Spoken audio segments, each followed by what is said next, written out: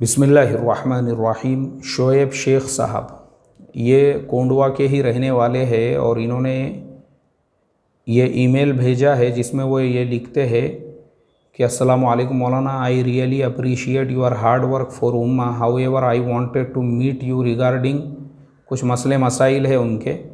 तो शोएब शेख साहब, अगर आप कोंडवा में ही रहते हैं तो हमारा ऑफिस भी कोंडवा में ही है, उमर मस्जिद के बिल्कुल सामने, मीठा नगर उमर मस्जिद के बिल्कुल सामने।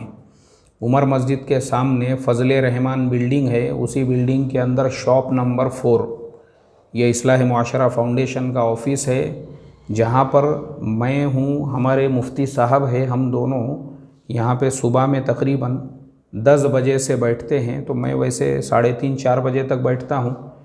उसके बाद में भी मैं मगरिब के बाद भी अगर मुझे कोई और तकाज़ा ना रहे तो मैं बैठता हूँ यहीं पे आकर, और अगर कुछ तकाज़ा है तो फिर मैं दिन का जो वक्त है वो मेरा फ़िक्स है, सुबह में 10 बजे से लेकर तो 4 बजे तक। इस दरमियान में कभी भी आके आप मुलाकात कर सकते हैं, आपका मोस्ट वेलकम है, कोई हर्ज नहीं है। अस्सलामु अलैकुम वरहमतुल्लाहि वबरकातुहू।